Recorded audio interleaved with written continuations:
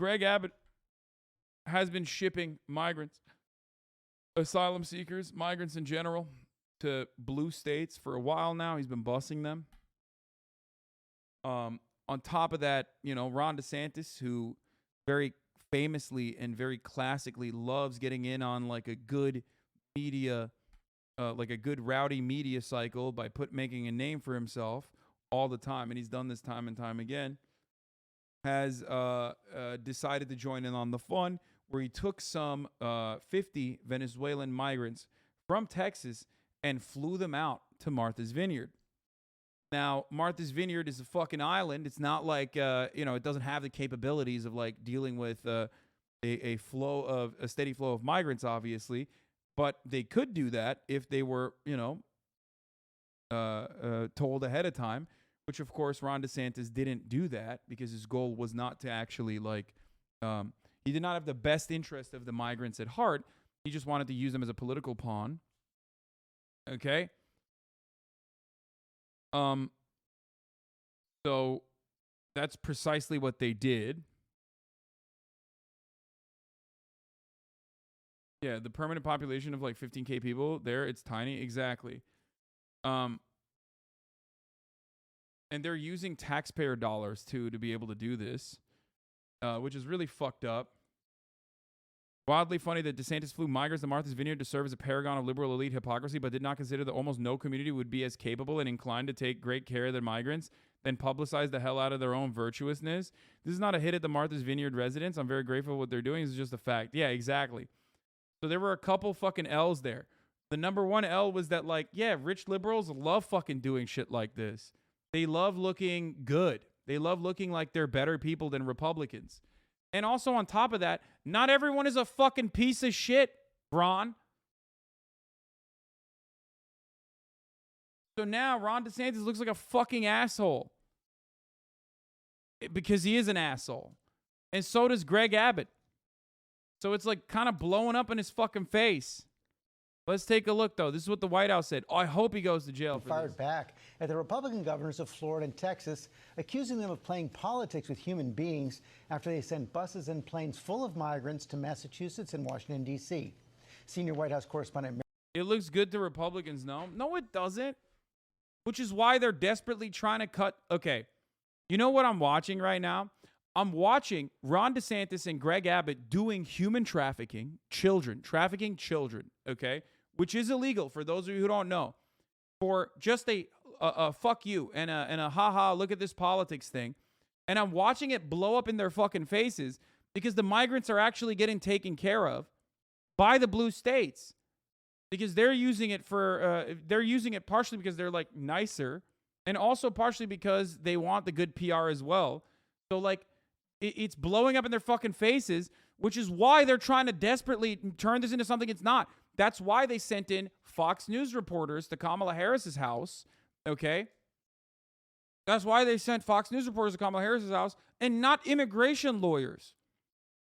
The only people that were informed about this shipment, we're talking about migrants, like human beings, like they're fucking baggage, right? But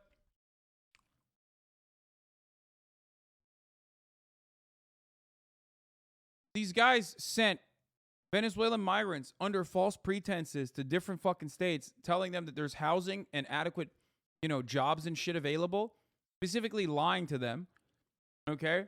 And there are children involved in it as well. And they expected people to, turn them away, I guess, or not be able to deal with it. And they did it in the worst possible way as well. They didn't inform a single fucking state authority.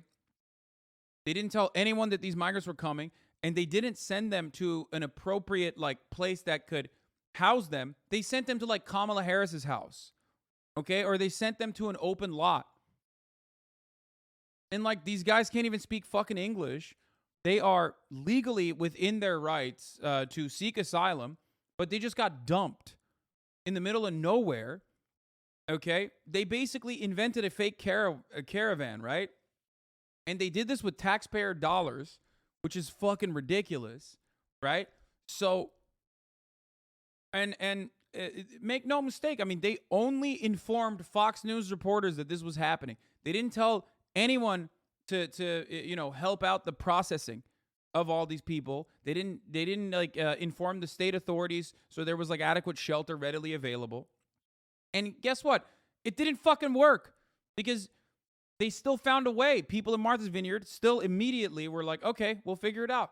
And they are providing housing for these people. They're providing, methods of doing their paperwork. Like, they're giving them food. And he fucking starved them out, too. That was another thing.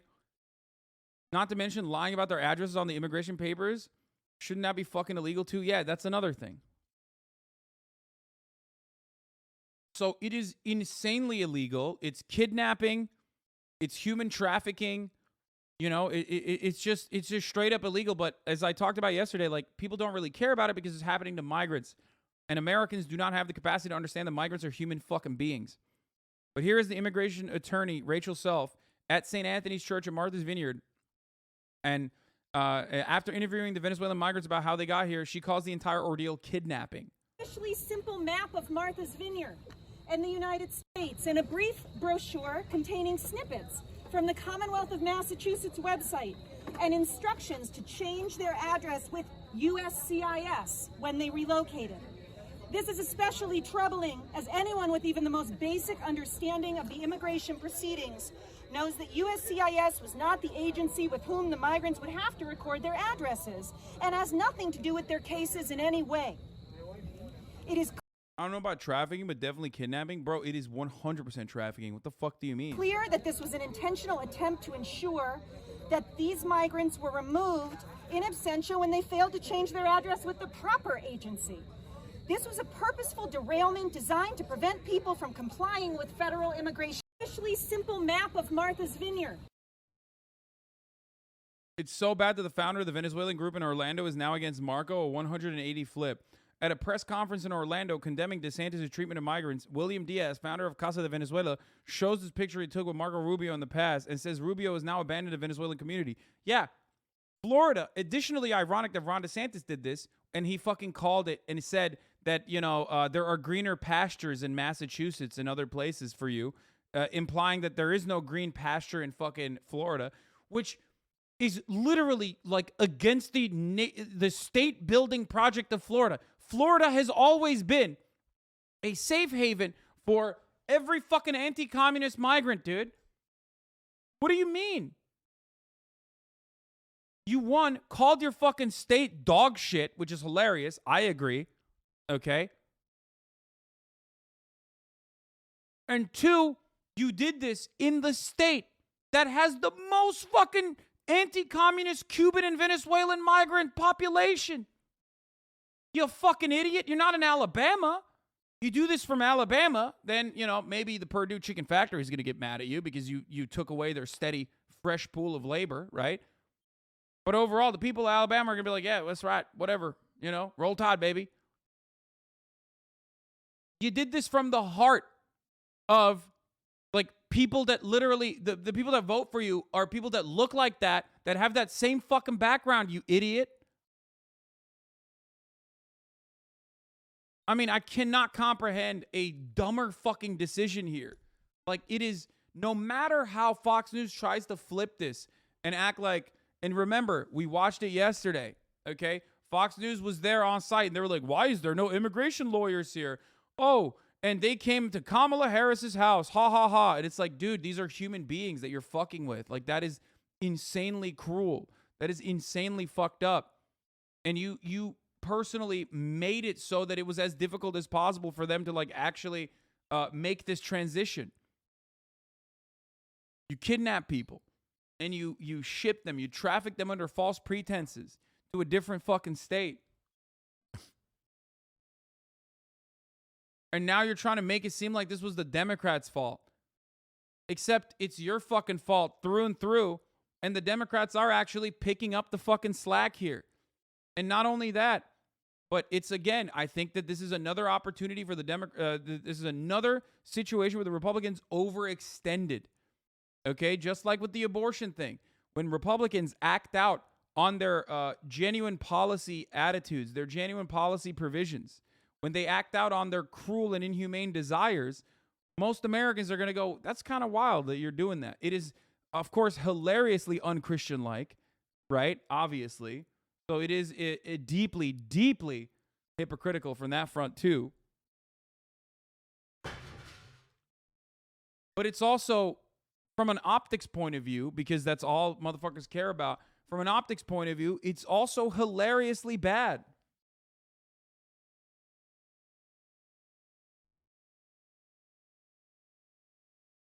Most people in general see themselves as empathetic, right? Like, if there was someone hungry, they would want to feed them. Yes.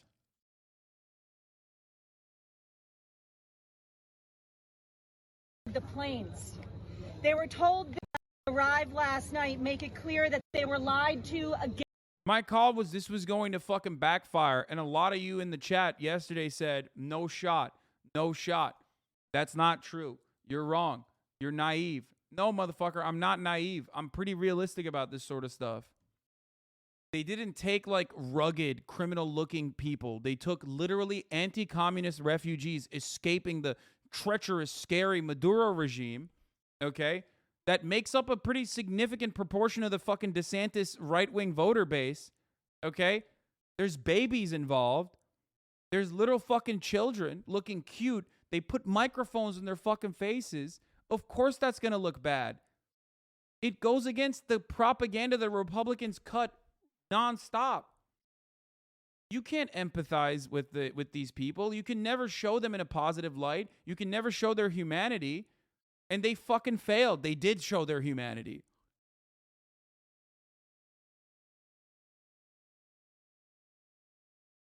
Again and again. And fraudulently induced to board. The fuck? Arrived last Twitter night, video, make it man. clear that they were lied to again and again, and fraudulently induced to board the planes. They were told there was a surprise present for them, and that there would be jobs and housing awaiting for them when they... Your point yesterday that Fox News viewers have humanity was wrong? No, man. Every American fucking fancies themselves to be a good person at the end of the day. And there are certain realities that they see right in front of their eyes where it's like it's almost impossible for them to not recognize this. When you have children coming off that bus, when you don't have like fucking rugged-looking, scary-looking black guys from Haiti, for example, right? And they're wearing like fake Imperial Armani shirts or whatever, which is what you normally get from agitprop, right-wing agitprop, on Tucker Carlson's broadcast usually. When you actually have like little kids in Marvel pajamas saying like, yay, I'm here. I thought that, we were going to have a better future here. All of a sudden, no fucking psychopath, unless they're like severely white supremacist, okay? And a lot of white supremacist Americans are not like clan level white supremacists. You don't understand that, okay? They're going to look at that and go, well, this seems kind of fucked up a little bit, okay?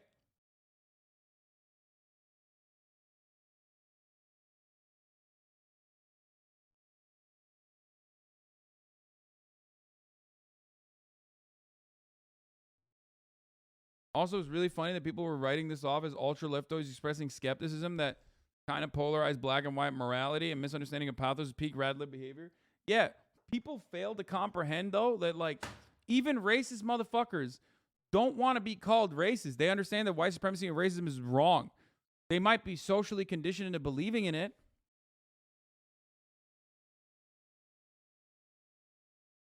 Okay? And there are plenty of people who are still going to say, nah, it's a good thing that they did that, okay? I'm telling you, I know that. I get it. I get it. There are plenty of people probably in your life that is like currently working extra hard to do mental gymnastics to make sure that this move actually looks good and looks adequate, right? Like, I'm sure that that is a thing that's happening. But we're talking about the broad majority of Republicans, right? There are more people than just like your mom and dad that is brain broken by fucking watching Fox News every goddamn night. And to a broad majority of people, this is going to look like a bunch of people were tricked, okay? And now the Democrats are actually taking care of them. These liberal elites are actually taking care of them. But more importantly,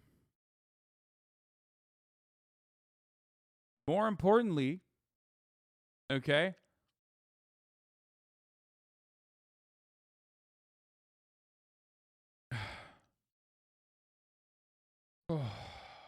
sorry, I'm just like having a fucking hard time today with my brain. All right, let's just continue. They arrived. This was obviously a sadistic lie. Not only did those responsible for this stunt know that there was no housing and no employment awaiting the migrants, they also very intentionally chose not to call ahead to any single office authority on Martha's Vineyard so that even the most basic human needs arrangements could be made. Ensuring that no help awaited the migrants at all was the entire point.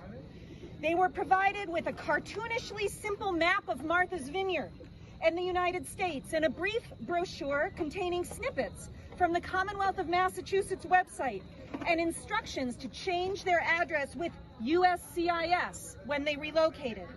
This is especially troubling as anyone with even the most basic understanding of the immigration proceedings knows that USCIS was not the agency with whom the migrants would have to record their addresses and has nothing to do with their case. They made it purposely difficult for them to like actually go through the proper protocols. It's like additionally disgusting. You know what I mean?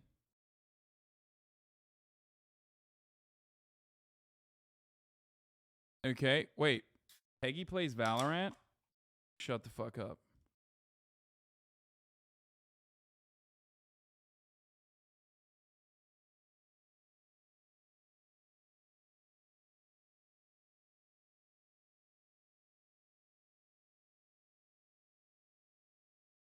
In any way. It is clear that this was an intentional attempt to ensure that these migrants were removed in absentia when they failed to change their address with the proper agency. This was a purposeful derailment designed to prevent people from complying with federal immigration policies. This is problematic because this— Stop calling him Peggy. He don't know you like that. No, literally, he does. He do know me like that. Like, quite literally, actually. State should not be interfering with federal immigration policy. Before they boarded the planes, the migrants were processed by agents of the Department of Homeland Security, who listed falsified addresses on the migrants' paperwork. Agents apparently chose random homeless shelters all across the country, from Washington to Florida, to list the migrants' mailing addresses, even when told by the migrants that they had no address in the U.S. According to the paperwork provided to them, the migrants are required to check in with ICE office nearest to the fake address chosen for them by DHS or be permanently removed from the United States, with some required to check in as early as this coming Monday.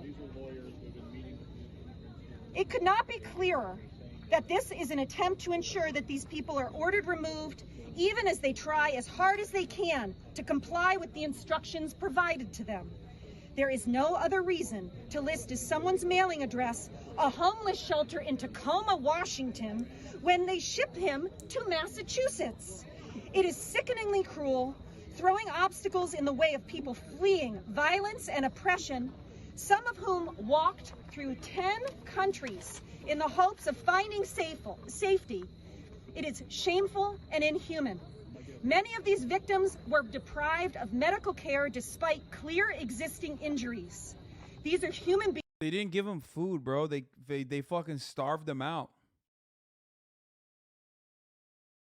Like, they've reached new levels of mania, man. New levels of cruelty. I swear to God. Beings who were deprived of basic human rights. To the people who find themselves, these wonderful people who find themselves plane wrecked on our island, I have a message for all of them. You are not alone. We have your backs. We are proud to be here for you. And we've got you. If the intention of those who perpetrated this horrendous act was to create a crisis, you have failed. Their demeanor is kind, their demeanor is grateful, and their demeanor is just that they want to be doing everything right. Their biggest concern today is that many of them have dates to appear in San Antonio Monday morning, Tacoma. Yeah. Like, That's the worst part about this is that, like, I mean, obviously, like, shipping them off to a totally random area is, like, fucked up in and of itself. But they did it in such a way that they can't even make their own fucking court dates. They purposely misfiled their details so that, like, the people that they shipped off from Texas, not even Florida, by the way, Ron DeSantis took 50 Venezuelan migrants from Texas and shipped them to Martha's Vineyard, flew them out to Martha's Vineyard, and purposely misfiled their shit so that they couldn't even figure out when their next court date is and make it to their next court date. Because remember, it's like 98% that actually make it to their court dates. 98% of asylum seekers make it to their fucking court date. Remember how Donald Trump used to say, oh, they don't do it. They don't do it. They don't come back to their court dates, folks.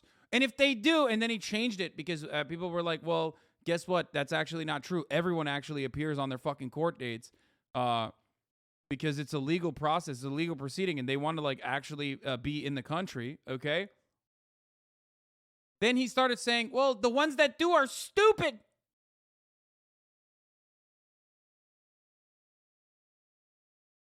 Yeah. He said they're not smart if they're coming back to their court dates. And that's what this is. Like, they're literally purposely trying to fuck up the numbers because the numbers already do not suit their agenda. Yeah, the migrants weren't even from Florida, by the way. Yes, Ron DeSantis took migrants from San Antonio, from Texas, and shipped them to Martha's Vineyard. And he paid $12 million to do so. $12 million of Florida state funds to fucking fly Venezuelans, misfile their fucking claims, and ship them with no fucking paperwork and no take ahead of time, no information ahead of time to the proper authorities. Ship them to Martha's Vineyard on purpose.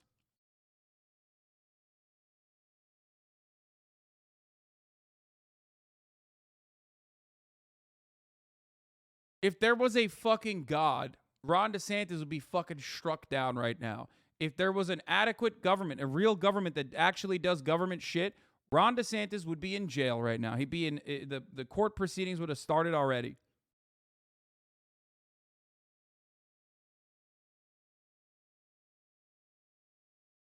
Washington, Monday morning. Washington, D.C., Monday morning. You tell me how that's possible. We will be exploring all civil and criminal legal options to hold the perpetrators accountable and to prevent this injustice from repeating itself.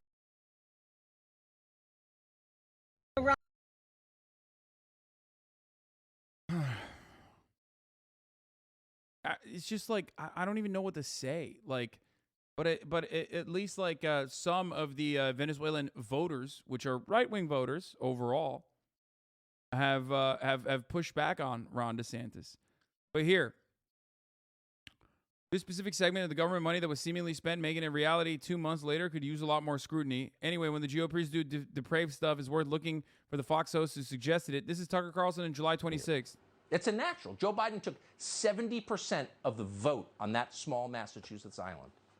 Over the past 4 years, according to FEC data, 92% of all donations from its biggest town, Edgartown, Massachusetts, went to the Democratic Party. So you probably imagine Edgartown is pretty diverse. I mean, the Obamas lived on the island, right? No. In fact, we checked. At last count, Edgartown is 95.7% white. What century is this? As of 2019, only 3% of all people, all residents in Edgartown, were born outside of this country. So do the math. That's 17 people total. That's effectively zero diversity, which means zero strength. They are begging for more diversity. Why not send migrants there in huge numbers? Let's start with 300,000 and move up from there. As the island gets stronger, more. Has got to be more.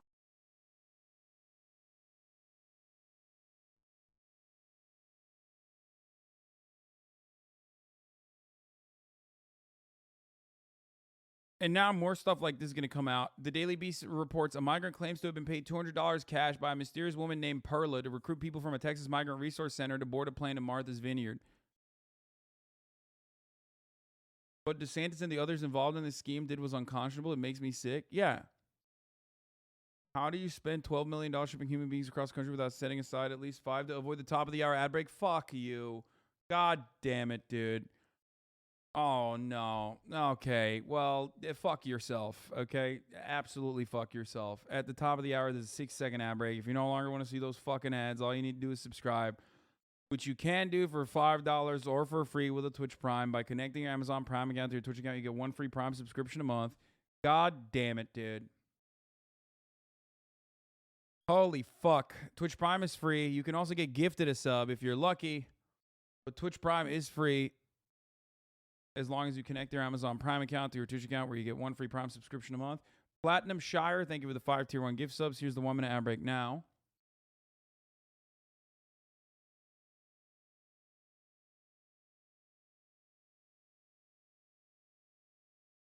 It was 600K, not 12 mil. Okay, so the $12 million fund is the overall fund, and they used 600,000 so far.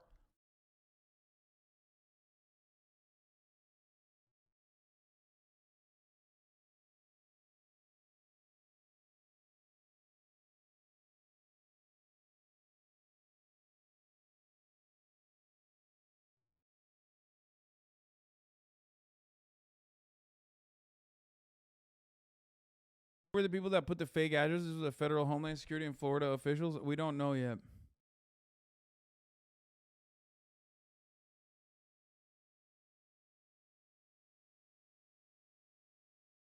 Yeah, he has an overall $12 million fund. Here it is. But what we found is we haven't seen any major movements of people into Florida like big caravans. The only caravans we saw were people that had H-2A visas. Well, those are obviously legal workers. So we've interdicted people on a onesie, twosie basis, and we said, okay, so we've had people in Texas for months trying to figure out how are these people getting into Florida. Dog, you literally fucking went into Texas because you were so desperate. You were so fucking desperate to get in on the action that you couldn't even fucking figure out migrants coming into Florida. So you went into Texas to own the Venezuelan refugees there.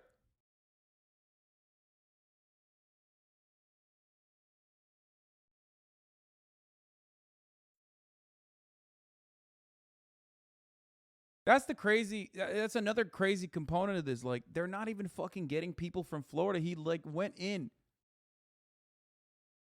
He went into Texas to look for new people that he could ship off. What's the movement? And the reality is 40% of them say they want to go to Florida. And so that's a lot. I mean, when you talk about all those people. But the problem is... Yeah, I wonder why 40% of the Venezuelan migrants in Texas want to go to Florida. I wonder if... Let me think. I wonder if, like, immediate family members that also have taken advantage of the visa allowances and the temporary protected status that they have until 2024, and immediate family members that live in your fucking state that literally vote for you, dickhead. I wonder if that has anything to do with it. Perhaps. They call the city of Doral in Miami-Dade County Doral, Zuela, because of the huge Venezuelan population here.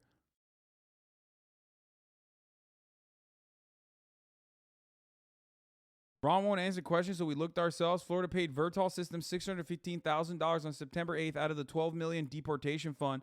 So Floridians paid $12,300 for each refugee DeSantis trafficked for his own political purposes. More to come. Oh my fucking God. That's incredible, dude. I mean, this is...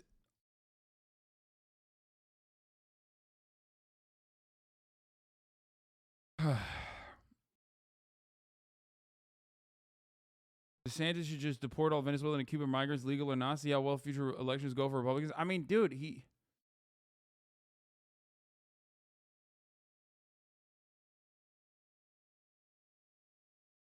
just, like, this is his base. What is he doing? This is like immediate family members of his fucking base that he's doing this to.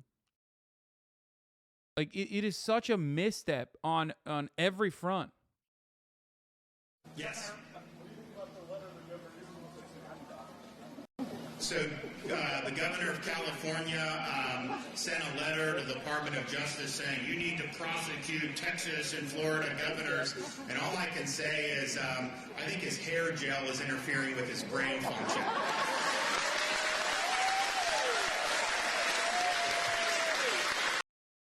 I fucking hate this country so much, dude. I despise these motherfuckers, dude. I swear to God. Oh, he fucking owned the libtard, dude. He owned the libtard. Yo, Governor Gavin Newsom, listen to me, motherfucker. Listen, you sexy fuck. If you do not straight blow out the back walls of Ron DeSantis' now cancer-free wife, you are a pussy, okay? Go fuck his wife. Stop fucking the wives of every other Republican in California and go fuck Ron DeSantis' wife and give her an orgasm for the first fucking time of her goddamn life. The fuck are you doing? What are you doing, Newsom? Gruesome Governor Gavin Newsom? Get the fuck out of here. Go fuck Ron DeSantis' wife. Shit, dude. Yeah, use your fucking powers for good, Gavin. The hell is this?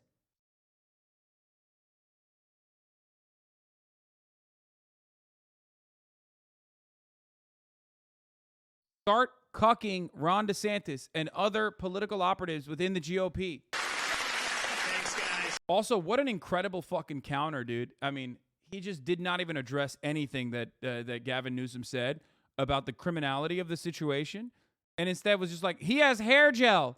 And then all the fucking hogs and hogalinas in the room going, oh, that's so good. That's so fucking good, man. You fucking got it. It's like, I want to fucking video game myself, dude. Holy shit. God, I fucking, please throw this motherfucker in jail. Please.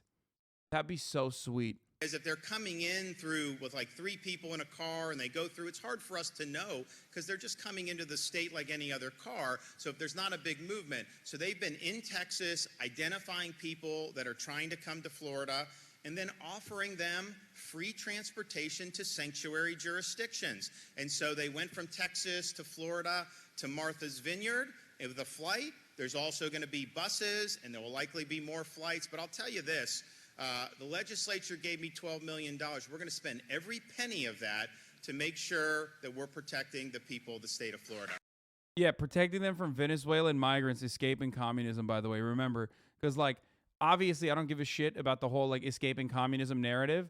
But, like, try to comprehend that, like, the people that he's talking about are his voters, his base of support, and people that have, like, America has historically actually offered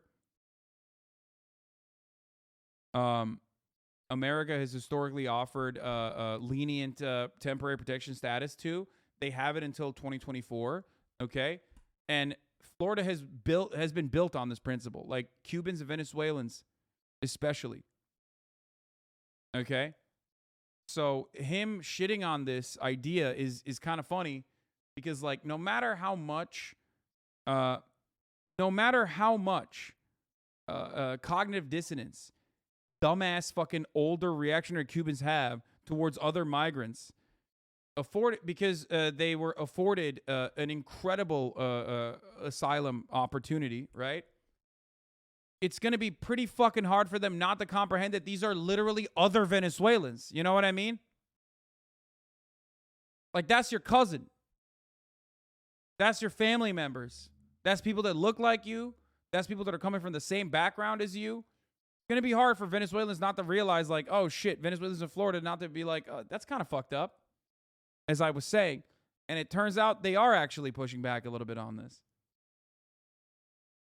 But yes, Venezuelans have temporary protected status from Venezuela because, you know, we hate Maduro. Remember, it's bipartisan.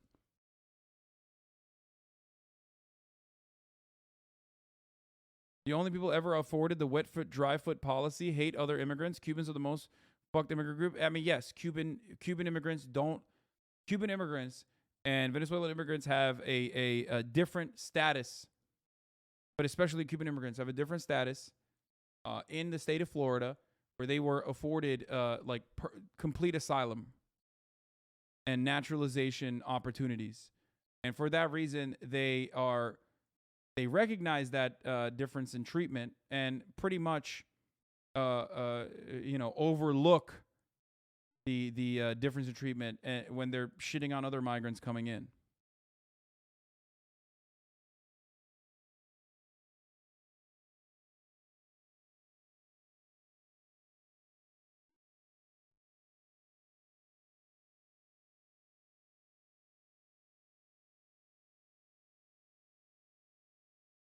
I hate these motherfuckers. This GOP Jesus ad will never age out. What is this? To you.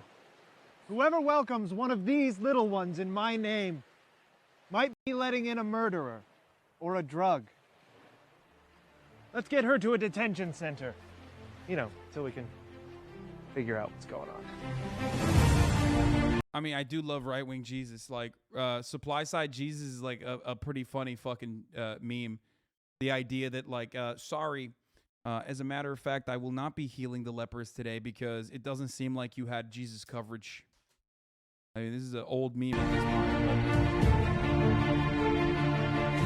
I was hungry, and you gave me something to eat. I was thirsty, and you gave me something to drink.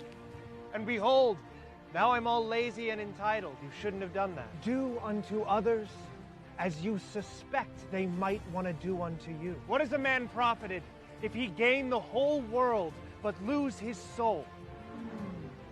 A lot. He has profited a lot. One soul for the whole world, that is an amazing deal. Why do you look at the speck of dust in your brother's eye but ignore the plank in your own? Because of her emails. Yes. If a man strikes you on the right cheek, turn to him and shoot him. That is the law. If you want to be perfect, go. Sell all the possessions that you have and give the money to a solid mutual fund. By this, they will know that you are my disciples. That you say, Merry Christmas! Christ! Christmas! That's my name in there, and I put it in there because I wanted it in there so we could all celebrate Big Boy Jesus' birthday time! Okay? Okay. Rabbi, surely you can heal me. My child, of course I could. But who would pay for it? What? I don't understand. I don't have any money. Yes, it is a sad story, but it does not make me responsible. It is super duper easy for a rich man to enter the kingdom of heaven. The richer the better, really. Maybe get a solid gold house, just to be sure. Love your neighbor as yourself. Unless you are better than your neighbor, then tell them that they're weird, and you do not want to bake them a cake. You have heard it said, thou shalt not commit adultery. But I say to you, any man who looks upon a woman with lust in his heart should go ahead and do what he's gotta do. Lord, your followers grow hungry, and we have only this fish and bread. Oh, sweet. I mean, it's a little libbed up. This version of it is a little bit too libbed up. There's like funnier avenues to hit here, but ultimately you get the point. Is that Jesus Christ was a mythical figure that was a communist in every sense of the fucking word, but Republicans who drape themselves in the doctrines of Christianity preach the prosperity gospel, which is literally antithetical to the lessons within the Bible. Like, you can say the Bible has passages that people have used to justify slavery. You can say the Bible has passages that can be used for abolition, right? And have been historically used for abolitionist principles. Okay, you can talk about liberation theology. But if there's one clear through line within the Bible, it is that Jesus is a good person, right? And good people are, no matter how much fucking capital should I tell you that is wrong, good people are still aligned with socialist principles of charity. Talking about, how hard it is for a rich man to get to go through the fucking doors of heaven. Okay? You can try to extrapolate whatever information you want to, but overall, what Jesus was doing was pretty fucking leftist, dude.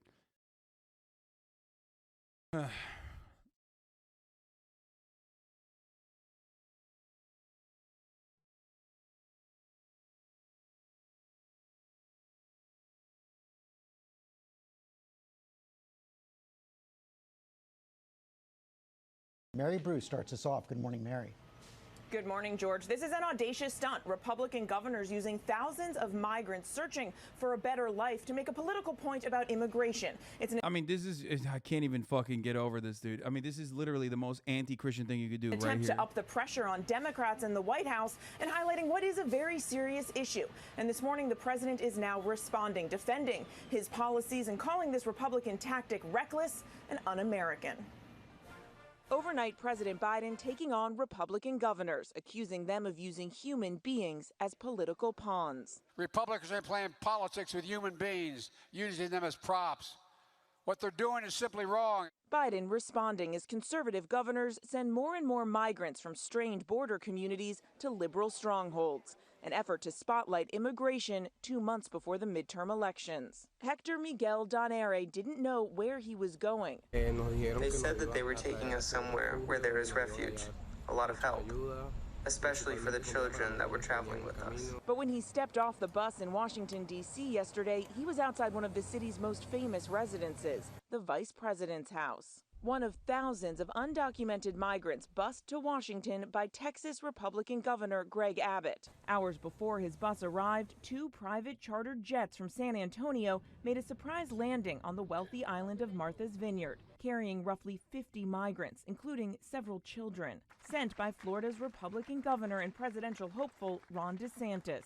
Local officials say they had no idea they were coming, but DeSantis made sure cameras captured it all. The minute even a small fraction of what those border towns deal with every day is brought to their front door, they all of a sudden go berserk. But on the ground, officials say they raced to provide help and housing. The immigrants that arrived here were not met with chaos. They've been met with compassion. For months, Republican governors have been sending migrants to Democratic states to try and make a political point. New York City receiving nearly 12,000 migrants. Its mayor says the city is nearing its breaking point. We need help. We have not been ashamed to say that. We need help. The Republican governors say the administration's process is broken and argue their tactic is giving the rest of the country a much-needed dose of reality. There has been a surge in border crossings, a record 1.8 million apprehensions since October. Is it me or is this just some kind of Nazi shit? I mean, there is a historical precedent of white supremacists doing this. Yes, in the 60s and 50s.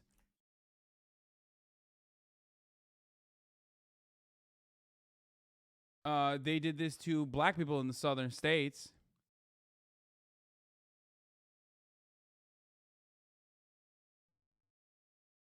I mean, this has been happening for a long time. Even, I mean, this every period of American history has its own version of white supremacist shit, like all the way from internment camps, the Bracero program that specifically targeted Hispanic migrant workers, the internment camps for the Japanese, and also, you know, black people in general were shipped out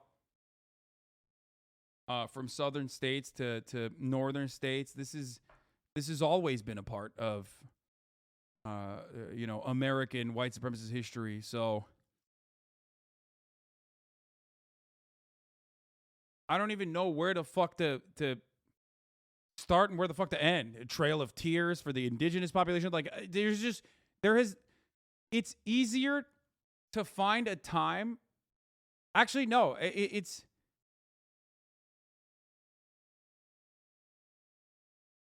don't even know. I like, is there a period in American history where this hasn't happened to a to whatever fucking a group of the population that the dominant white supremacist forces considered to be the underclass or not human?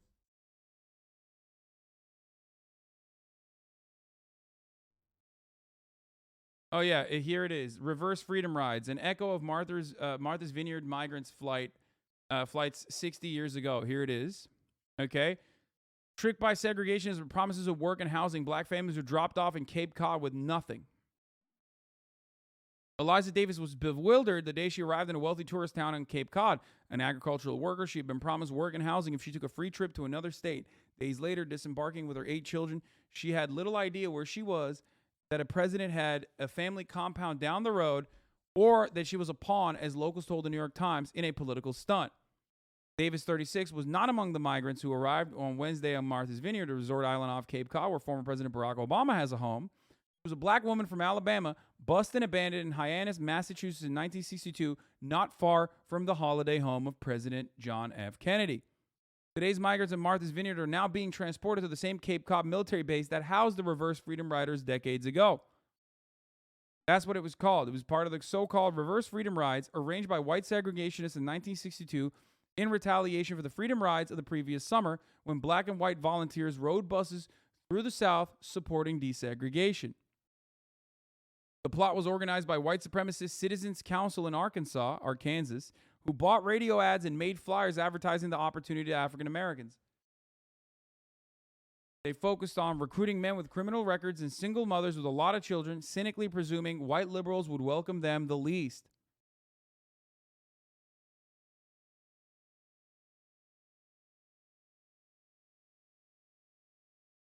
Can you get banned?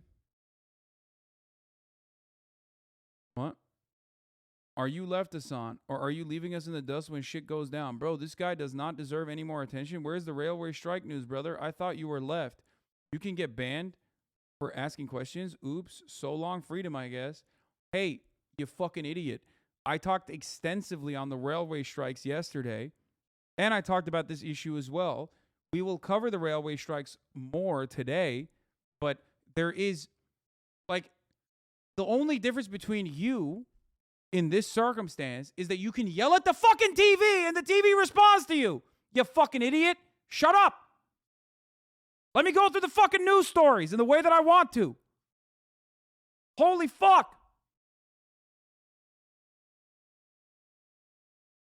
They already kicked the fucking can down the road to behind the fucking midterms. They already pushed it. There's a stalemate now.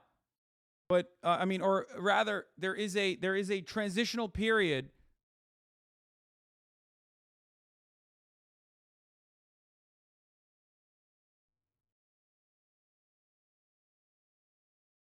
There's a cool down period that ends on the 29th.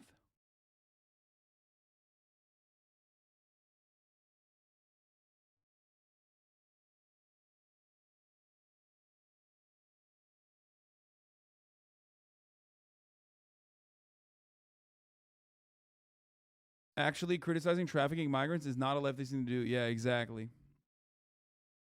Layla Mae Williams, an Arkansas woman who was also dropped off in Hyannis with her 9 youngest children, was dressed in her finest clothes because she had been told Kennedy himself was going to greet them when they arrived. According to the 2020 NPR report, she had packed little else because anything she needed was going to be provided, she was told. Along with the new arrivals, local Hyannis officials received anonymous letters, according to the Times, saying things like, Abe Lincoln sowed the seeds, and now the North can reap the harvest. And we have put up with millions of N-words for 100 years, so why should you squawk? It was a contrast to the Great Migration of the previous decades, during which white residents did everything they could to stop black workers from leaving. Families would often have to sneak to the train station under the cover of darkness or use other subterfuge to escape, described in detail by historian Isabel Wilkerson in her book, The Warmth of Other Suns, The Epic Story of America's Great Migration. Southern segregationist groups baldly deceived black families using tactics consciously parodying the Freedom Rides, noted Clive Webb, an American history professor at the University of Sussex, in 2004 paper on the Reverse Freedom Rides. They said they promised free transportation plus $5 for expenses to any Negro man or woman or family, no limit to size, who desire to migrate to the nation's capital or any city in the North of their choosing. Notices were also posted in prisons offering free transportation to prisoners whose sentences were set to expire. So what the white supremacists did back then was look for, optically speaking, look for the worst, they were racist as fuck. So they were like, here's what will look the worst. Here's what white liberals will say no to the most likely to say no to. Except that fucking fell on their face too.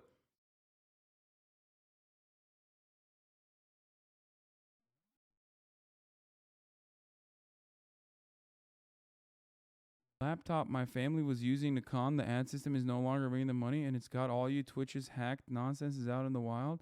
You are all bitch whipped. Do you understand that you are punishing me for absolutely nothing?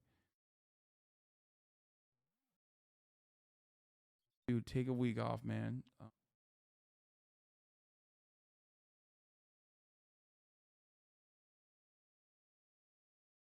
Why can't this just be done in reverse and all the hogs get shipped to Florida? Then we let Florida be its own country. Hey, guys. I am on board with that. You already know that.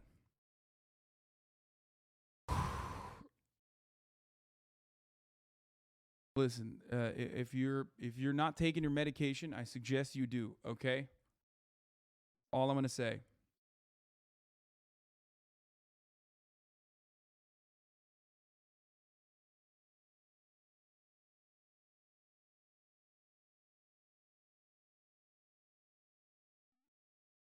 Anyway.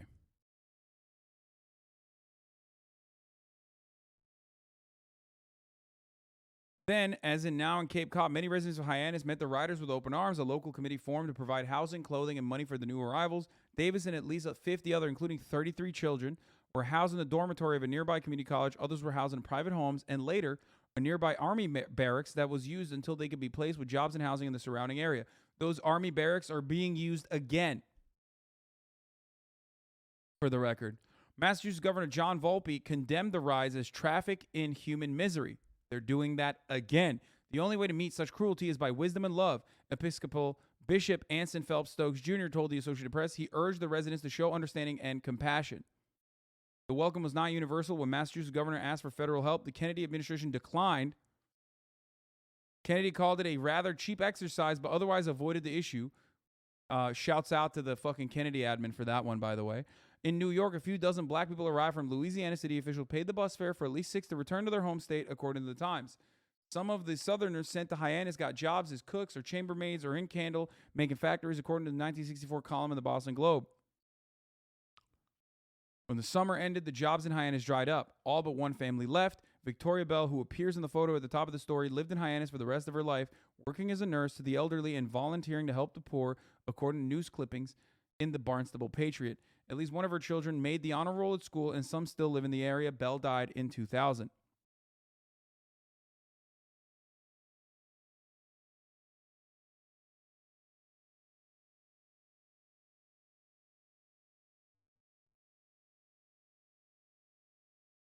Remember, these were white supremacist segregationists that did this.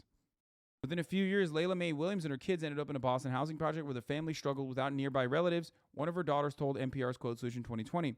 Racist white neighbors resented their presence in public schools and harassed them.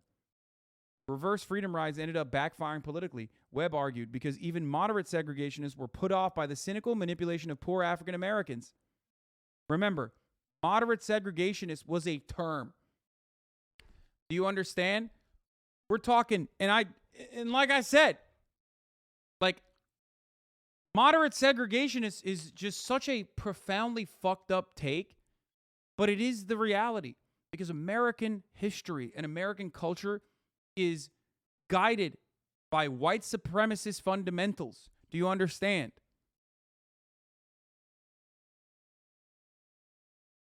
But trapped within that reality is exactly what I'm saying.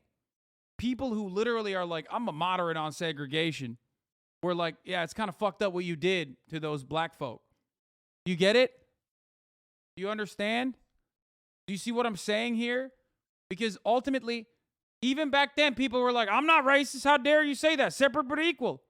If people were to recognize their own inherent racist values, their own inherent white supremacist ideals, then there would be no need for, the whitewashing of American history. Okay? Do you understand? That's why they didn't say segregation is just straight segregation. They said it's separate but equal. Do you understand? There's always a need to, because conservative values unironically go against all of the better principles that people are taught to believe in, like sharing, turn the other cheek, okay? Treat others as though you would be treated yourself. Like, these are all values that we learn at an early age that are good, but they are always diametrically opposed to conservative principles like, steal, lie, cheat, who gives a fuck? Fuck everybody else. Fuck the taxes. Don't share. Be cruel to others that don't look like you. The cruelty is the purpose.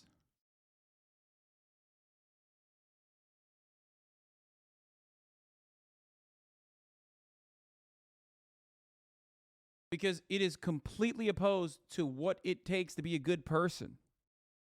Okay? It is completely the opposite of what it takes to be a good fucking person.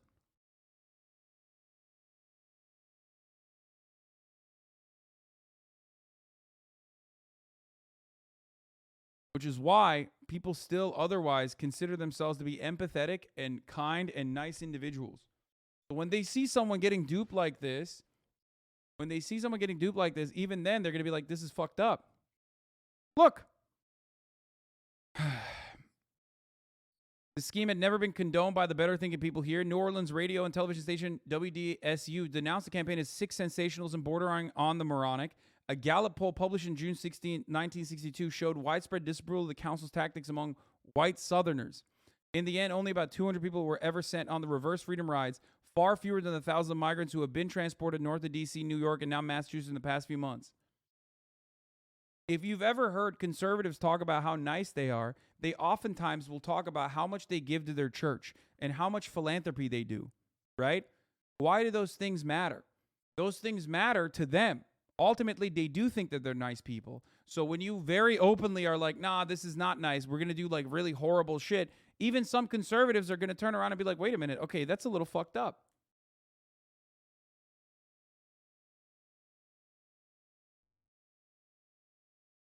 Ah, yes, so much tax-free income for the church, so altruistic. Guys, I'm not saying it's a good thing. You're failing to comprehend what I mean.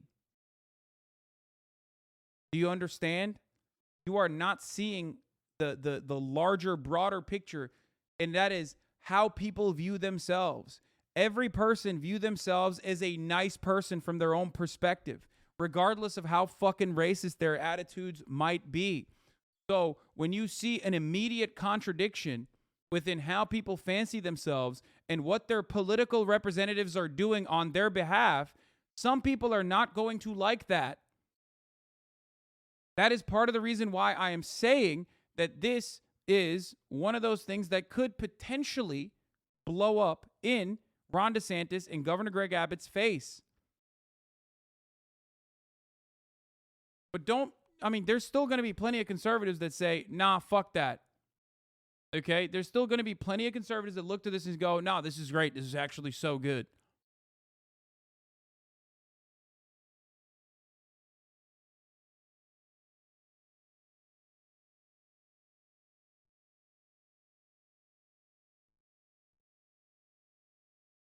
Isn't kindness based on an individual basis? So who are we to judge what kindness? Or is your point is that it's based on reactionism and therefore it doesn't matter what feelings are based on? Feelings stem from a non-individual basis? Wait, what?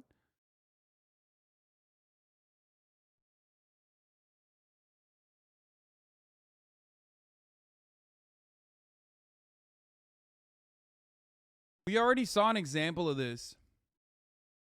We already saw an example of this when it comes to abortion. Because white women get abortion too. Conservative white women get abortions as well. Nobody, no matter how much you think abortion is murder, you're not going to fucking sit there and be like, yeah, it's a good thing that a raped 12-year-old had to go over state lines to get a fucking abortion. Some Republicans wild the fuck out and champion that kind of attitude, but ultimately, the broader majority of Republican voters even are going to look at that and go, yeah, that's kind of fucked up. And for those of you who say that's not the case, look at the fucking polls. It certainly is the case. Look at Kansas. Doesn't matter how deep red that shit is, okay?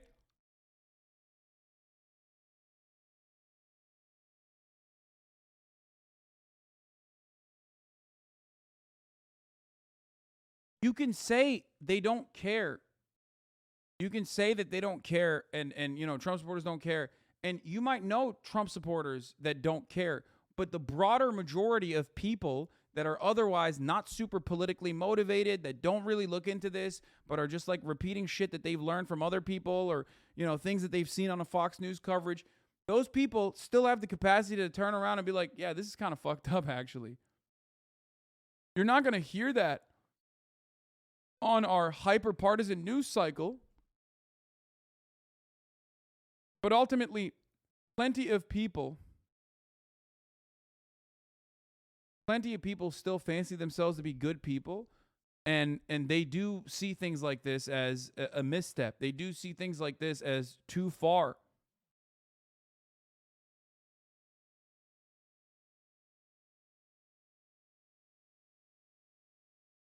You're not saying they're actually good people, just that they think they're good people. They're nice and good. It's basic human psychology. Exactly.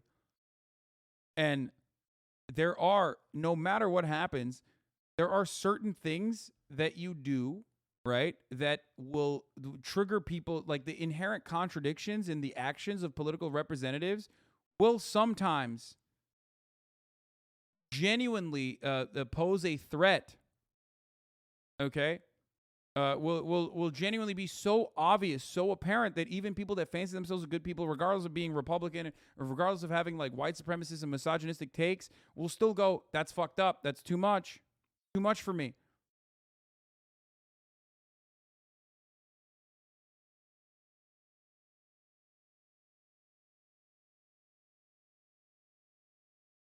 And I think this could be another instance where it has happened, at least in the past, when they did this exact same thing to black people, when segregationists did this. Again, like I'm showing you, there's empirical evidence to showcase that like this was not viewed in a positive way by the broader majority of people living in Arkansas even. In the 1960s, the buses were funded by anonymous people donated to private segregationist groups which aimed to tell the North to put up or shut up, as one New Orleans leader said. DeSantis has now said how the flights he arranged to Martha's Vineyard were funded, but Texas Governor Greg Abbott has used state resources and donations for the buses, and both have been eager to take credit. They're doing the exact same thing that white supremacist segregationists did in the 60s, and they're using state funds to do it. And ultimately, I think that this has the capacity to fucking backfire. With about half of those migrants being released in the U.S., cities like El Paso, Texas, have hit a crisis point. ABC's Maria Villarreal seeing it firsthand. El Paso is one of the border cities that's getting hit really hard right now. We just confirmed with the city that Border Patrol has about 1,300 encounters every day. And a lot of those people end up right here in the streets, downtown area of El Paso. You can see a lot of people are starting to drop off food and drinks here, as well as clothing for migrants that are waiting to get on buses to then head north. We pressed the White House. Do you feel that the situation at the border is under control? Are you doing enough? We are fixing a broken system. It is not like turning the light switch on. It is going to take some time.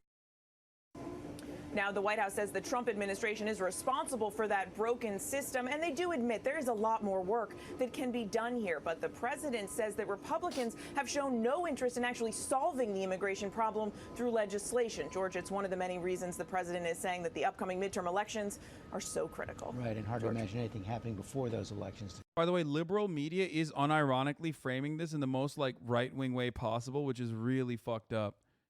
I mean, that is kind of fucked up. That they're like, no, there is a crisis in El Paso, and instead of showcasing the humanity of those people that are going through the crisis, they're talking about them like they're fucking numbers. Okay? There is a solution to this, okay? And the solution is providing these people with adequate fucking housing and job opportunities. Okay? Thing about altruism. If you are truly altruistic, this means that you dip into your own pocket to give people things, right? True altruism is when you are charitable with your own resources. It's a wonderful thing, right? Being altruistic about your own resources, recognizing that you owe something to your community because you're a member of that community, you're a member of that body politic. That's a good attitude to have. You know what's a terrible attitude to have is when altruism actually amounts to, I'm going to put my hand in your pocket and I'm going to give your money away, and then I'm going to pat myself on the back for how altruistic I am. And unfortunately, an extraordinary amount of democratic policy, economic, environmental, foreign, enormous amounts of this policy are predicated on the idea that you are most altruistic when you are putting your hand in somebody else's pocket and then giving away their money, when you are taking somebody else's life. Wait, what do you mean? Like what Governor Greg Abbott and Governor Ron DeSantis are doing, using state tax funds to literally fucking do kidnapping using state funds to kidnap and traffic migrants, including children. Yeah, I mean, that is fucked up. And affecting their life in a way that makes you feel good. But it doesn't actually have any effect on you, but it makes you feel incredibly good because you are making Bob pay the bill. And let's face it, Bob deserves to pay the bill. You don't deserve to pay the bill. You're the good person. You're making Bob pay the bill. But so long as you are making Bob pay the bill, you owe no consequences. You don't have to actually be altruistic. You don't actually have to do anything. It's all up to you to make sure that somebody else does this thing. So much of left-wing policy is predicated on this very idea that the rules that you think should broadly apply to humanity and the consequences of which are not owned by you, those rules are good so long as you promulgate them. And then the minute you are clocked in the face by a reality, the rules become really, really bad. This is true on tax policy. Democrats in blue states across the country will raise state taxes to extraordinary levels. And then they'll go to the federal government and they will ask for state and local tax deductions. The idea being that you should be able to deduct your high taxes in the state of California, for example, against your federal income tax. Because after all, the other states should pay for the fact that you've decided to raise taxes in your state. When it comes to homelessness, homelessness is a human right until precisely the moment the tent cities arrive in Malibu. Environmental policy. Environmentalism is all wonderful and good, especially for people who live in areas where you don't. Meanwhile, you get to basically fly around in a private jet, right? Environmentalism is a luxury of the wealthy. And generally, the people who are most interested in environmentalism also have the largest carbon footprint because they also happen to be the most wealthy. I mean, that is true. People who are interested in environmentalism do have the largest carbon footprint, which is every American citizen, by the way. Because every American citizen is still firmly a part of the labor aristocracy and still benefits from the spoils of living in the imperial core. And therefore, most American citizens, let's say, I'm not talking about fucking indigenous people, obviously, who are at the forefront of environmental protections, and they don't actually have a sizable carbon footprint. But, there is that reality, but ultimately it doesn't fucking matter because people are still trying to reduce not their consumption necessarily, but at least their output. And that is the normal thing to do. That is the adequate thing to do. That's the right thing to do, especially because the people who are experiencing the worst consequences of environmental disasters are those who have the lowest carbon footprint and have no microphone whatsoever, have no podium whatsoever, like literally virtually everyone living in fucking Pakistan right now, a nation that is entirely underwater from massive amounts of flooding with no water supply. 70% of their agricultural output is knocked out in its entirety. Okay? The fuck are those people supposed to do? Nothing. They got nothing. They're fucked.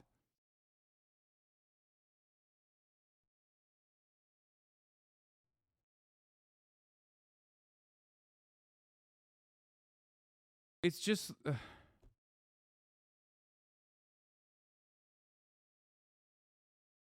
And wealth goes along, in most cases, with a higher carbon footprint than people who are very, very poor. So this has now reared its head again with the issue of illegal immigration. The left, for my entire lifetime, has basically been soft on illegal immigration. They've suggested that illegal immigration, the free movement of people across America's southern border, and the ability of those people to then rely on the American welfare state, particularly on the state and local level, the ability of these folks to move across borders, to take jobs, to not pay their full share of taxes, to get free public education for their kids, to take advantage of the healthcare system, right? All of these things are a good. And to oppose this is to be cruel and nasty. Now, here's the thing. Most of the people who are pressing this sort of policy, particularly the elite levels of the Democratic Party, never actually have to deal with the consequences. They feel as though they are creating a new voter base. People are coming in and they're more dependent on government. They tend to be poorer than the average in the United States. They tend to be less educated on the average in the United States. And thus, they are more dependent on government largesse in the United States. And so the idea was bring this entire new group of people in, and these people are more likely to vote Democrat. That is how the demographics of California, for example, shifted from California being a red to purple state and now to a pure blue, deep blue, sea blue state. Okay, but here is the magic. In order to foment illegal immigration, the way he talks about migrants is so chilling as if they're not literally the same exact fucking species as Ben. No, of course Ben doesn't see that. That's the whole point. He is hitting the great replacement theory, which is, of course, unironically a Nazi take, which is, of course, coming from an Orthodox Jewish man who, of course, parents also immigrated into this country. But hey, fuck you, he got his. You know what I mean? America is a sequence of like migrants that are coming in, a couple generations in, going, nah, fuck everyone else. Okay?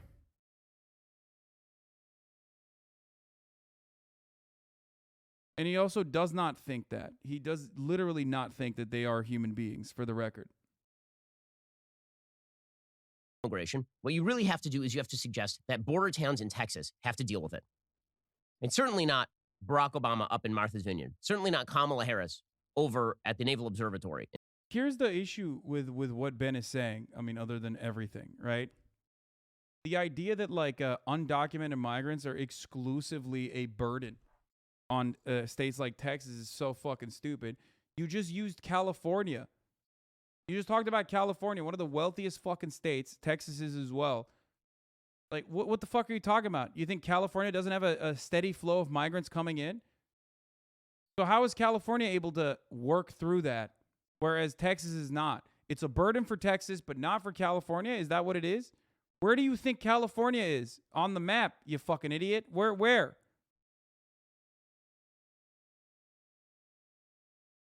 It just makes no sense. Like, his argument does not make any sense.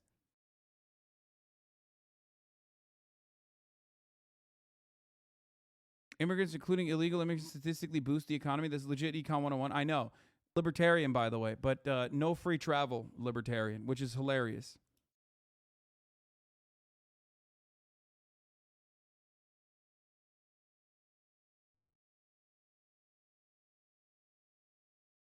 It also, the great replacement theory is also fucking insanely idiotic because it goes against what the GOP, what the Texas GOP is doing right now, which is finding a way to, you know, make the Latino population there, which is Texas is historically at a huge Hispanic population, obviously, because of where it fucking is and what it fucking was as a state historically, you know, Spanish and then Mexican territory. But again,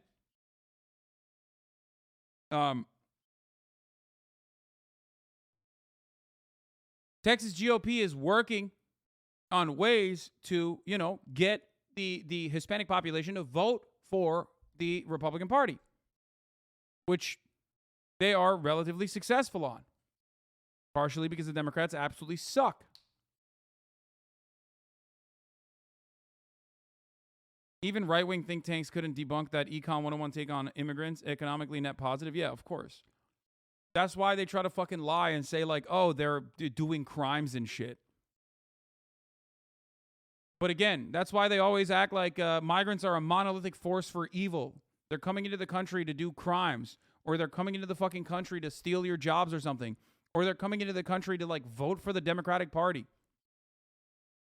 I mean, here's one way that they would stop voting for the Democratic Party if the right wing was not cutting agitprop that demonized them.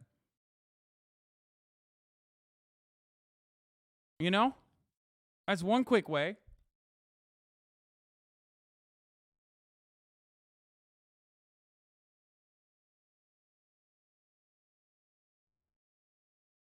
In Maryland. Those people don't have to deal with it. Certainly not Eric Adams in New York City. The people, Lori Lightfoot in Chicago, those people don't have to deal with it because after all, the true altruism is making sure that the people down on the border in Texas who are saying, you know what, this is really screwing up our city. Those people are the bad guys. Greg Abbott is the bad one. Doug Ducey in Arizona, he's the bad one. The people along the border who say, you know, this is creating real societal and cultural problems and economic problems and crime problems. Those people are just, they're intolerant. They're bigots. They're bad. Because we're altruists, right? All my conservative parents think you ruined me because I'm not alt-right anymore. Well, sucks to suck for right? your parents. They're bad. We are the altruists. And so there is something extraordinarily ironic about the hue and cry that is now coming from top-level Democrats over the move by border state Republicans, Ron DeSantis in Florida, which technically is not a border state, but there's a lot of illegal immigration into Florida, or Greg Abbott in Texas, who have now been saying to Democratic governors and Democratic mayors, you know, guys, if you love illegal immigration so much, if you want to say that you are a sanctuary city without actually having to deal with the predominant force of illegal immigration, and guess what? again, like California literally fucking changes the narrative. Like, why is he making it seem as though California does not have a lot of immigrants coming into California? Like, what do you mean? Is that not a border state? Is that not a state with a fucking border? I don't understand. Like, you brought up California. Why are you no longer talking about California?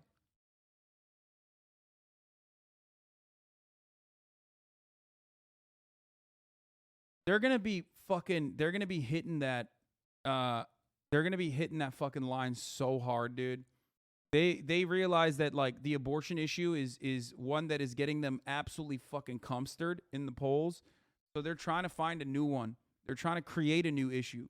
And because there is no like cohesive caravan that you can point to, you're just doing the whole like, look, they're doing open borders. It's like, motherfucker, you're the one who's doing caravans. The fuck do you mean? And this is an opportunity for the Democratic Party to say, dude, we have the capacity to take care of all these people, man. And these people we're not even taking care of them. We're just offering them like humane living conditions, and then they're taking care of us.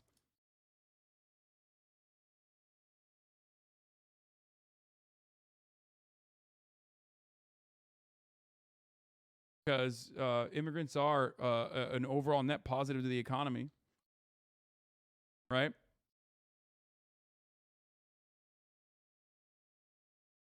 So we'll see. We'll see what the fuck happens there. It's just so disheartening to know that these people don't believe any of this agitprop, but continue to sheer greed of it. Literal demons on earth. Yeah. No, I think they do believe it. I think that they do believe it. They do believe it.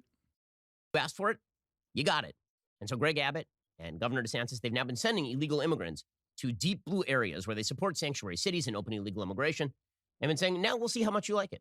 We'll see how altruistic you are when your hand is in your own pocket and not ours.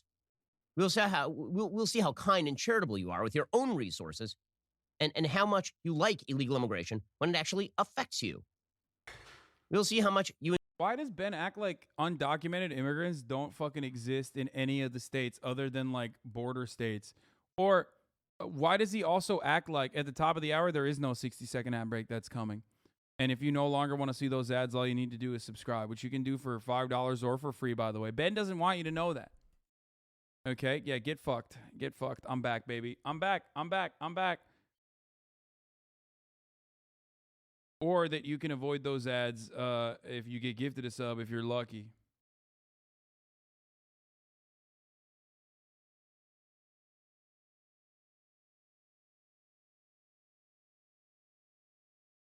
Okay? Here's the 1 minute ad break now.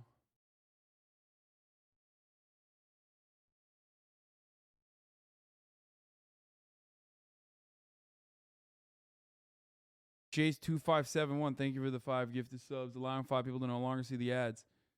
For ad breaks, your existence is a light one. Thank you.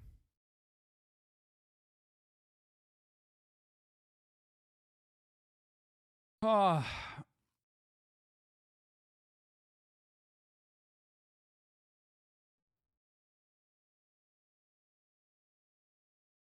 You enjoy defund the police when the criminals are sitting right side your house. Right? We'll see how much you enjoy homelessness. When the criminals, yeah, automatically, every fucking undocumented migrant is a criminal. Dude, just say you're racist and move on, man. Holy fuck. This kind of propaganda is so stupid. It's like, yeah, dude, criminals. Remember yesterday when we saw the footage of the people coming off those buses, dude? Such criminals. That little kid, that fucking 7-year-old Venezuelan kid in the Marvel pajamas, dude. Typical criminal, dude. Typical criminal. Barai, thank you for the 3 get the subs. When again, there are people who are camped out in your front yard. We'll see how much you enjoy high tax rates when there is no state and local tax deduction. Making people own the consequences of their own political decision-making is a net positive. This is also true, by the way, intergenerationally. Democratic economic policy is predicated on the idea that you can steal from future generations and then you can use the money here. And this is not just true in the United States. This is true all over the world. The decline of Western economics is largely based on the fact that we have abandoned the sort of Burkean notion that you owe a debt to future generations. Not the other way around, right? They owe a debt to you in the sense that they are supposed to inherit a stable and decent system. But They are not supposed to pay your bills.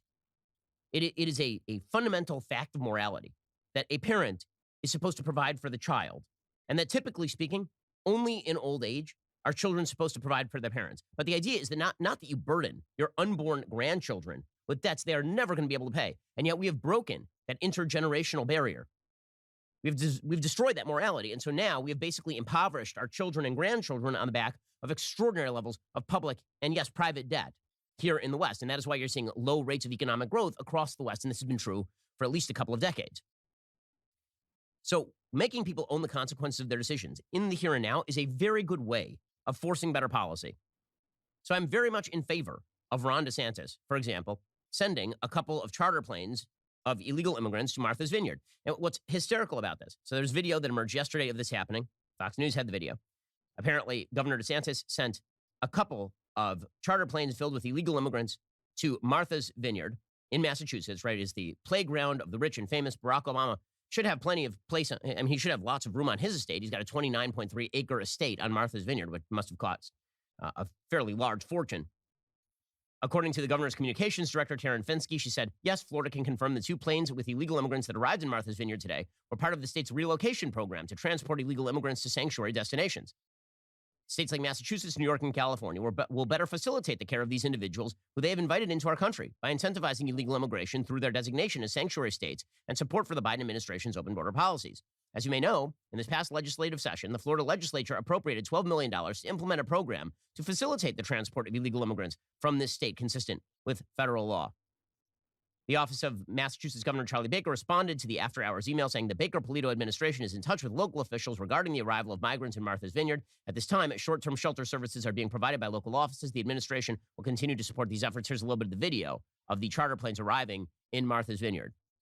But DeSantis has sent migrants on a plane to Martha's Vineyard. Now, this is where the Obamas have a home, Oprah, Beyonce. Illegals arrive on Martha's Vineyard. Even James Taylor, who's going to be seeing fire, rain, and migrants.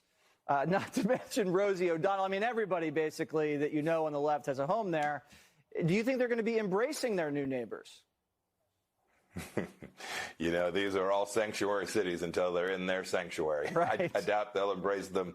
Don't know that I've ever been to Martha's Vineyard. I've been to places where we've seen these migrants come across. This is not good for America. I mean, turns out, wait, what, this is not good for America. Thank God Ron DeSantis did this thing that's not good for America. It turns out they are doing that, though. They are helping them out. They've already been relocated. They've been found like temporary housing immediately, regardless of the fact that this was like kind of fucking thrown on everyone, which is not the appropriate way to do this. These people are not illegal immigrants, by the way. They're asylum seekers. This is literally legal. The fact that they're Venezuelan makes this extra funny because, once again, Venezuelans have temporary protected status up until 2024. So because of America's attitude towards the Maduro regime that they hate and despise, they literally want to use Venezuelan migrants as a political pawn, which is precisely the reason why. And Mike Pompeo should know this, by the way. And he does know this, but it doesn't fucking matter because he's a goddamn demon. Okay? But it doesn't fucking matter. But again, the irony is that they are Venezuelan, which means that they are quite literally not only legal asylum seekers, but extra legal asylum seekers. Like, they're super legal.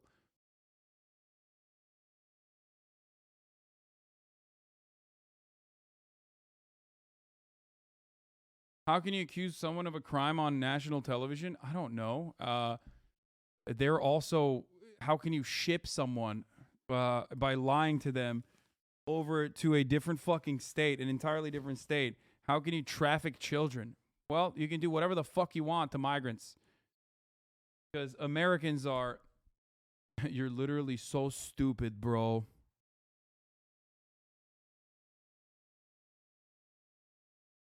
Yeah, I'm so fucking stupid, bro. I already talked about how sadistic this is. We watched this attorney talk about it. Yeah. Anyway, Thanks, Ben. But yeah, you can definitely slander them, which people do all the fucking time because they're migrants. As in, they're not, they don't have any fucking protections whatsoever. Every town's a border town, and we need to make sure we get our southern border secured exactly like we did for 4 years, Jesse. Meanwhile, the Texas governor, Greg Abbott, is doing something similar with regard to Kamala Harris. According to Fox 5 DC, Fox News is reporting that 2 buses of migrants arrived on Thursday morning outside Kamala Harris's residence at the Naval Observatory in Washington, D.C. Approximately 100 migrants, mainly from Venezuela, arrived just before 7 a.m. from Del Rio, Texas, and were offloaded near the Naval Observatory's main guard gate. The migrants were picked up in Eagle Pass, Texas, and were sent by Governor Greg Abbott. Here's a little bit of Fox News' report. Buses filled with migrants from our southern border have just arrived outside Vice President Kamala Harris's residence at the Naval Observatory in Washington, D.C. Griff Jenkins is live on the scene to tell us more. Griff, is that Massachusetts Avenue that I'm looking at right there? Yeah, good morning, Steve, Ainsley, and Brian. This bus just arrived moments ago. I talked to some of the folks. Apparently, this bus has come from Del Rio, Texas. Okay, so the typical response in the media is, this is horrible. How could they do this? So just to get this straight, when a bus filled with migrants arrives in Del Rio, Texas, that's a net good for the United States. That's a good thing, because forcing Del Rio, Texas to take all those people in is great. Remember a few years ago when there was a migration crisis under President Obama. What a strange take. Yeah, it's good if you go through the proper channels and adequately inform people on the other side so that there is like immediate food and shelter available. Yeah. It's not good when you fucking send them to Kamala Harris's house and only inform Fox News so they can go over there and be like, no hablo español. Abuela, is the border open? Like, you know, do that fucking broken Peggy Hill ass shit that they did there. Abierto. Donde está la biblioteca? A city in California called Murrieta, and there are a bunch of residents there who are saying, don't take these buses here. Like, we live here. We don't have the resources to take care of these people. They're just going to be sitting around in the bus station. That's not. The only reason why this is fucking insane is because no one was informed.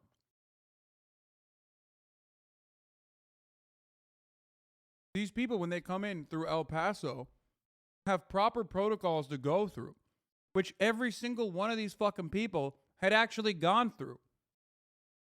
How conveniently is Ben Shapiro avoiding that fucking reality, by the way? You know?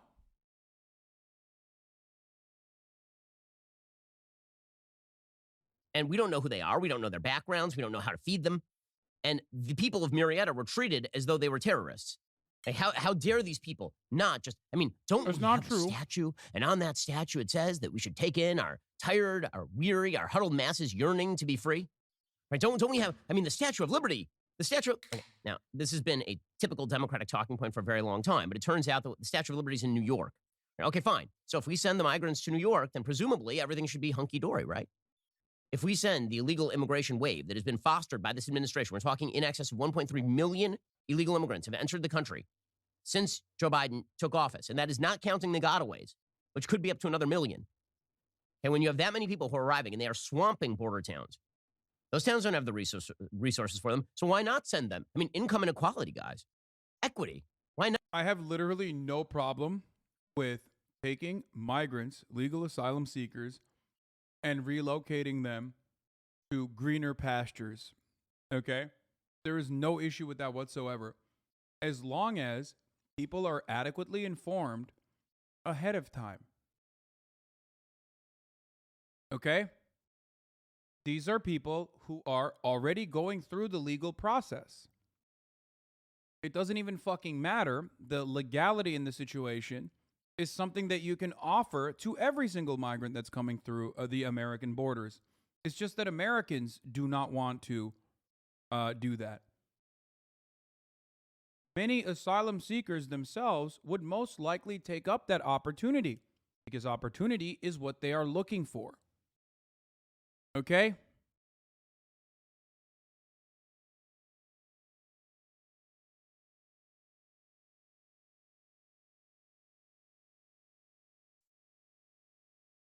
Part of the reason why they want to stay in places like Texas and Florida is because they have a better chance of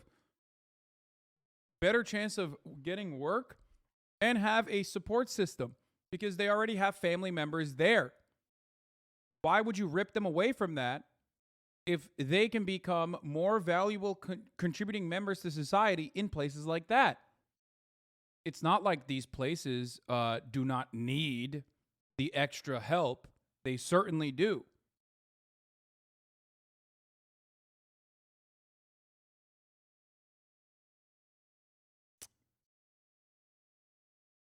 Why not send them to the richest enclaves in America, places like Martha's Vineyard? Why not send them to Malibu? Why not have them camp out outside Barbara Streisand's house? After all, if you're in favor of these policies, you should own the policies, should you not? You should be the person who's willing to pay for those policies, should you not? You shouldn't be foisting them on the people who are unfortunate enough to live at the border that you have decided to leave wide open in complete defiance of basic governmental duty. The battle for the culture.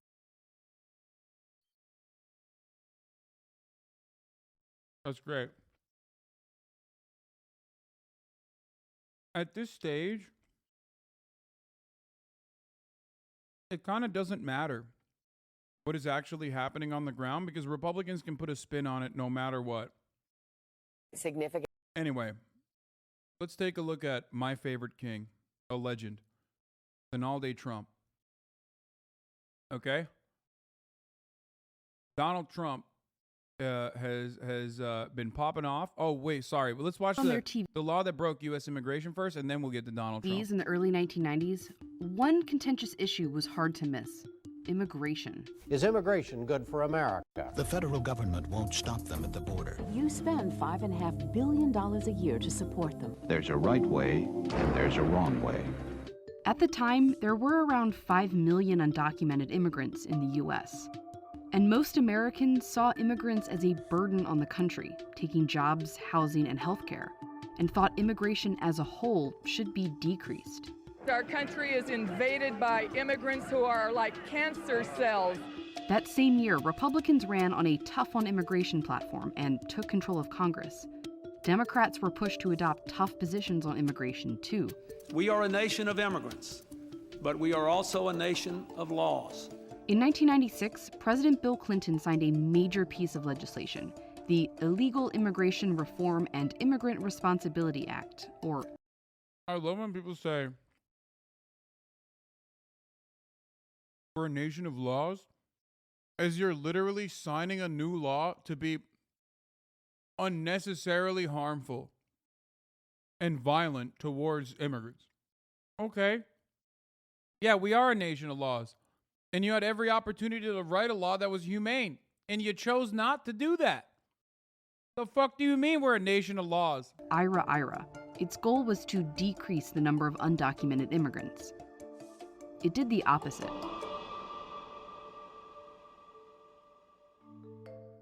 Before the 1990s, undocumented immigration Just like, you can't trust Arkansas, man. That's what happens. You get Bill Clinton. into the U.S. looked very different. For one, it was usually temporary.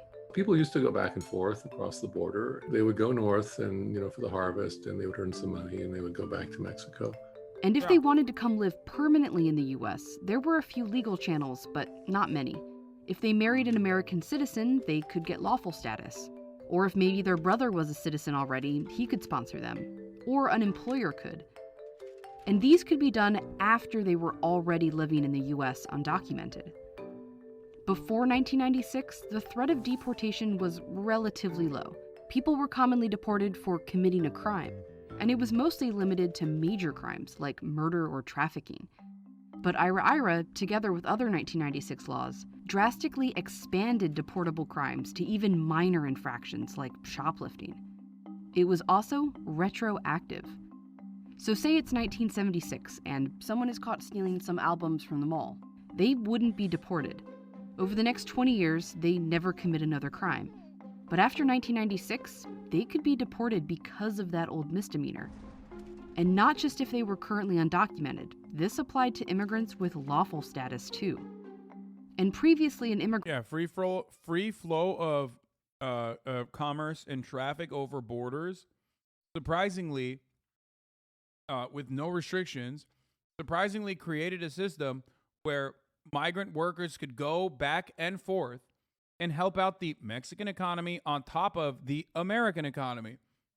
When you decided to shut that off for no fucking reason other than, like, you know, bullshit reactionary purposes. Well, I guess there is a materialist reason for it. It's because you wanted to create a permanent underclass. That's when you created this problem. You just manifested it. Immigration judge could decide if the deportation should even take place. Now things were a little more automatic. Ignoring the fact that those deportations would be extremely harmful to U.S. citizen children or to spouses. Deportations skyrocketed, and IRA created the framework for future laws that further expanded reasons people could be deported, especially after 9/11. But IRA also made another huge fundamental change in the U.S. immigration system. One of the aspects of the 1996 law that is particularly strict and I think in many respects inhumane is the so-called 3 and 10 year bars. Those 3 and 10 year bars made these legal pathways nearly impossible to obtain. They work like this. Anyone who's been undocumented in the U.S. for 6 months and wants to gain legal status first has to leave the country and be barred from returning for 3 years. If they've been undocumented for more than a year, they're barred for 10 years. So if they want to get lawful status through a job, they first have to leave the U.S. for 10 years. Or through their brother, leave for 10 years. Or through their spouse, leave for 10 years. It's family separation by another name. The bars were intended to try to essentially create punishments that were so severe to deter people essentially from coming here. But as we've seen with many other deterrence-based policies, the practical effect is very different. Instead, it incentivized people to stay in the U.S. undocumented. Before IRA, Mexican immigrants who came to the U.S. unlawfully were about 50% likely to return to Mexico within a year. But after 1996, more people started staying in the U.S. There were around 5 million undocumented immigrants living at the U.S. before IRA. Today, it's at least double that.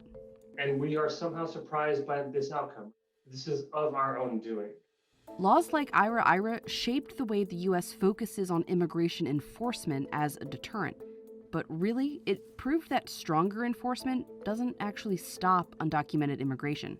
These laws or the politics of the 90s didn't really change the reasons why people come to the United States. Today, views on immigrants are very different than they were in the 1990s. Most Americans now see them as a strength, not a burden. But the laws created here haven't changed. Requirements and standards that were created decades ago that aren't responsive to... Remember, the main reason why this two-tier criminal justice system for black and brown people versus white people exists is the exact same reason why there's a 2-tier immigration system. It is to consistently have near slave wages and near slave like conditions in the workplace and have a constantly refilling pool of undocumented migrants that you can exploit and use against the documented labor force as well. The best way to deal with this problem is to, of course, offer undocumented migrants amnesty and allow them to become a part of the documented labor force and advocate alongside the documented labor force in unionization efforts. But we will never do that because they have to find new methods of doing slavery.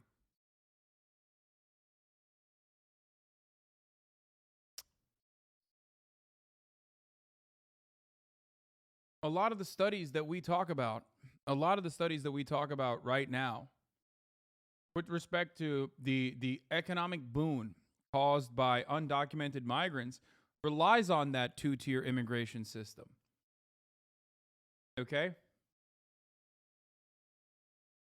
Like they're looking at the economic calculation and the economic impact of migrant workers while keeping them as a permanent underclass. And yes, as they are the permanent underclass, they are a huge boon.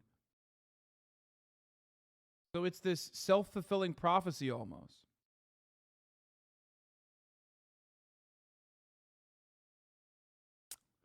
Come on, get out there and help Venezuelans, dude. Get on the news and speak out. You have the power. What? What do you mean? What do you think I'm doing right now?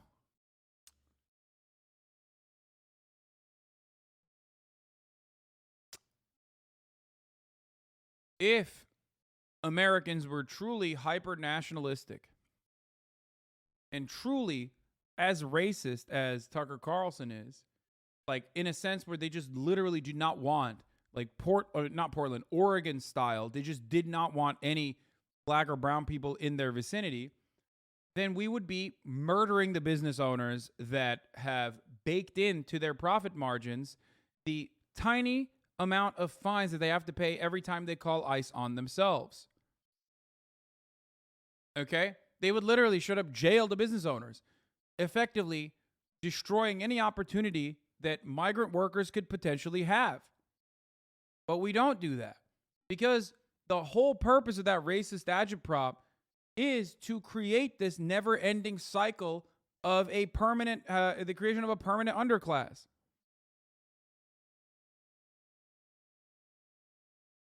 Camp reimbursement stuff. Use all your money to make the bad stuff stop. Just don't sit there. Yeah. Yeah. I'm gonna do that right now. Our needs as a nation, they certainly aren't responsive to the needs of immigrant populations. The idea that if we only had more guns, if we only built a higher wall, that we'd solve all the problems, I think we learned from '96 that's not the way it works. It's not that simple.